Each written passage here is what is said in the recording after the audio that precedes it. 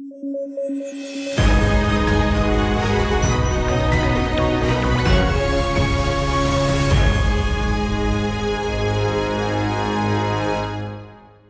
News at 9 programme में आपका स्वागत है। मैं हूं अमृत उपाध्याय। आइए जल्दी से डालते हैं आज की हेडलाइंस पर नजर।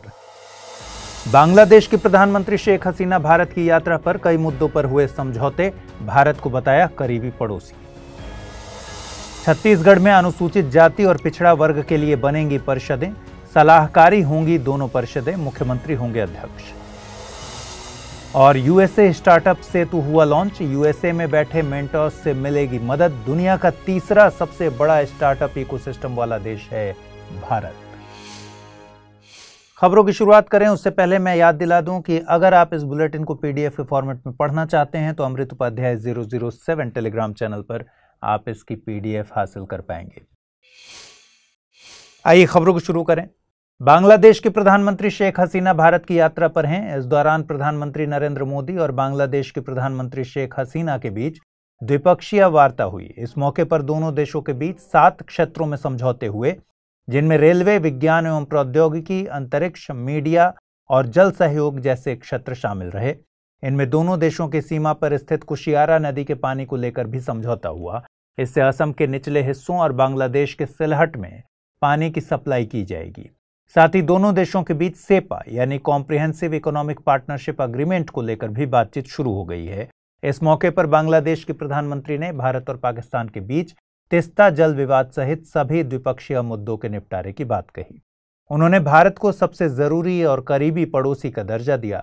वहीं भारत ने 1971 की एंटी फोर्सेस के खिलाफ बांग्लादेश का साथ देने की बात कही। इसके अलावा बांग्लादेश के प्रधानमंत्री शेख हसीना भारतीय सेना के जवानों के लगभग 200 परिवारों को मुजिब स्कॉलरशिप भी मुहैया कराएंगी। ये वे परिवार हैं जिनके लोग 1971 के लिबरेशन वॉर में घायल हुए या फिर इनकी मौत हो गई थी। गौरतलब है कि भारत और बांग्लादेश के बीच 54 साझी नदियां और 4000 किलोमीटर की सीमा है। भारत अपनी सबसे लंबी सीमा बांग्लादेश के साथ साझा करता है। छत्तीसगढ़ सरकार ने अनुसूचित जाति और पिछड़ा वर्ग के लिए एक अलग सलाहकारी परिषद के गठन की बात कही है। इसका मकसद इन वर्गों के कार्यक्रमों के लिए सलाह देना और उन्हें लागू करने में मदद मुहैया कराना होगा। इन दोनों परिषदों के अध्यक्ष मुख्यमंत्री होंगे। साथ ही मिनिस्टर ऑफ इंचार्ज के पास उपाध्यक्ष का पद रहेगा। ओबीसी काउंसिल में 40 सदस्य तो एससी काउंसिल में 20 सदस्य होंगे। गौरतलब है कि छत्तीसगढ़ में जनजातीय सलाहकारी परिषद साल 2001 से मौजूद है। ऐसा पहली बार होगा जब अनुसूचित जाति और पिछड़ा वर्ग समूह के लिए इस तरह की परिषद के गठन की बात की जा रही है। भारतीय संविधान के अनुच्छेद 341 में अनुसूचित जाति और अनुच्छेद 342 में अनुसूचित जनजाति की परिभाषा दी गई है। वहीं अनुच्छेद 46 अनुसूचित जातियों, अनुसूचित जनजातियों और अन्य कमजोर वर्गों के शैक्षणिक और आर्थिक हितों को बढ़ावा देने की बात करता है। आपको बता दें कि छत्तीसगढ़ भारत के पूर्वी मध्य क्षेत्र में स्थित एक राज्य है। यह अपनी सीमा मध्य प्रदेश, उत्तर प्रदेश, झारखंड, महाराष्ट्र, तेलंगाना, आंध्र प्रदेश और ओडिशा से साझा करता है। छत्तीसगढ़ का गठन 1 नवंबर 2000 को मध्य प्रदेश से अलग करके किया गया था। Minister of commerce and industry Piyush Goyal ने यूएस स्टार्टअप सेतु लॉन्च किया है। यूएस स्टार्टअप सेतु का फुल फॉर्म है supporting entrepreneurs in transformation and upskilling program in the bay area of San Francisco.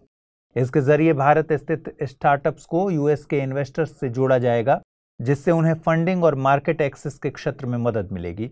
साथ ही भारत के स्टार्टअप इकोसिस्टम को सैन फ्रांसिस्को में बसे भारतीय डायस्पोरा से मेंटोरशिप हासिल हो सकेगी। सेतु के जरिए भौगोलिक सीमाओं की बाधा नहीं रहेगी। ये मेंटोरशिप स्टार्टअप इंडिया इनिशिएटिव के मार्ग पोर्टल के जरिए हासिल हो सकेगी। मार्ग से मतलब है mentorship, advisory, assistance, resilience and growth program. Marg Bharat में स्टार्टअप्स के लिए एक सिंगल स्टॉप सॉल्यूशन है। इसके जरिए देश के किसी भी कोने के स्टार्टअप को मेंटोर से जुड़ने में मदद की जाती है। गौरतलब है कि भारत में दुनिया का तीसरा सबसे बड़ा स्टार्टअप इकोसिस्टम है। भारत सरकार ने स्टार्टअप इकोसिस्टम को बढ़ावा देने के लिए साल 2016 में startup India action plan launch किया था।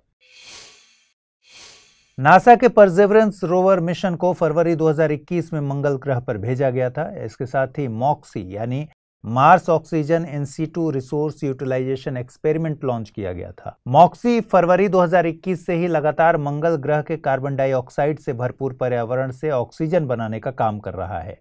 मॉक्सी मंगल ग्रह के हर मौसम में ऑक्सीजन उत्पन्न करने में सक्षम है। एक राउंड में अपना 1 घंटे में 6 ग्राम ऑक्सीजन प्रोड्यूस करने का लक्ष्य यह पूरा कर लेता है। औसतन इसी दर से पृथ्वी पर एक पेड़ ऑक्सीजन उत्पन्न करता है। मॉक्सी की सफलता दिखाती है कि किसी ग्रह पर मौजूद पदार्थों के जरिए संसाधन तैयार किए जा सकते हैं, वरना ऑक्सीजन का ट्रांसपोर्टेशन पृथ्वी से करना पड़ता। मॉक्सी मंगल ग्रह की वायु को फिल्टर के जरिए साफ करता है।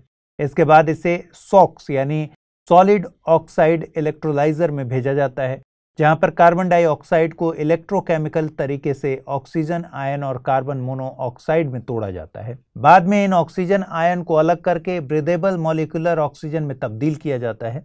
इस खबर की जरूरत समझने के लिए साल 2020 में यूपीएससी की प्रारंभिक परीक्षा में पूछे गए सवाल पर गौर करिए। सवाल पूछा गया था कि यह प्रयोग 3 ऐसे अंतरिक्ष यानों को काम में लाएगा जो एक समबाहु त्रिभुज की आकृति में उड़ान भरेंगे, जिसमें प्रत्येक भुजा 1 मिलियन किलोमीटर लंबी है और यानों के बीच लेजर चमक रही होंगी। कथित प्रयोग किसे संदर्भित करता है? वॉयेजर 2, न्यू होराइजन्स, लीसा पाथफाइंडर या फिर इवोल्व्ड लीसा?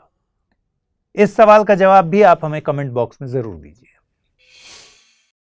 नासा द्वारा जेम्स वेब टेलीस्कोप द्वारा ली गई इमेजेस को सोनिफिकेशन प्रोजेक्ट के जरिए साउंड में तब्दील किया जा रहा है। गौरतलब है कि जेम्स वेब टेलीस्कोप ने तस्वीरों का पहला सेट जुलाई 2022 में लॉन्च किया था। इस प्रोजेक्ट में टेलीस्कोप द्वारा ली गई कैरिना नेबुला की तस्वीर को साउंड में बदला गया है, जहां तस्वीर में माउंटेन वैली, क्लिफ, आकाश हैं। इसे वाइब्रेंट साउंड में बदला गया। इसके अलावा एक्सोप्लैनेट वास्प 96b की तस्वीर को भी साउंड में बदला गया है। आपको बता दें कि जेम्स वेब स्पेस टेलीस्कोप एक अंतरिक्ष टेलीस्कोप है जिसे मुख्य रूप से इंफ्रारेड कॉस्मोलॉजी के लिए डिजाइन किया गया है। नासा ने यूरोपीय अंतरिक्ष एजेंसी ईएसए और कैनेडियन अंतरिक्ष एजेंसी सीएसए के सहयोग से जेम्स वेब स्पेस टेलीस्कोप का निर्माण किया था। जेम्स वेब स्पेस टेलीस्कोप को 2021 में एरियन 5 रॉकेट से लॉन्च किया गया था और यह 2022 में सूर्य पृथ्वी के L2 लैग्रेंज पॉइंट पर पहुंचा था। टेलीस्कोप का नाम जेम्स ई वेब के नाम पर रखा गया है। वे मरकरी, जेमिनी और अपोलो कार्यक्रमों के दौरान 1961 से 1968 तक नासा के प्रशासक थे। James Webb space telescope project astrophysics में नासा का प्रमुख मिशन है। इसने हबल टेलीस्कोप की जगह ली है। आइए जल्दी से देखते हैं कल के बुलेटिन में जो मैंने सवाल पूछे थे उनके सही जवाब क्या है। पहला सवाल मैंने पूछा था, सहकारिता पर मौजूदा राष्ट्रीय नीति कब तैयार की गई थी? 2001, 2002, 2004 या फिर 2005? सही उत्तर है इसका ऑप्शन बी 2002। अगला सवाल था, यूनेस्को के विश्व विरासत स्थलों की सूची से सबसे पहले किस स्थल को हटाया गया? Arabian oryx sanctuary Oman, Elbe valley Germany, Liverpool maritime mercantile city United Kingdom या फिर मोहनजोदड़ो पाकिस्तान? इसका सही उत्तर है option A Arabian oryx sanctuary Oman.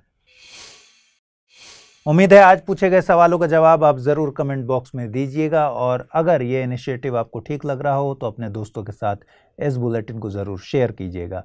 ठीक से पढ़ाई कीजिए, अच्छे से तैयारी कीजिए। कल रात 9 बजे फिर मुलाकात होगी। नमस्कार।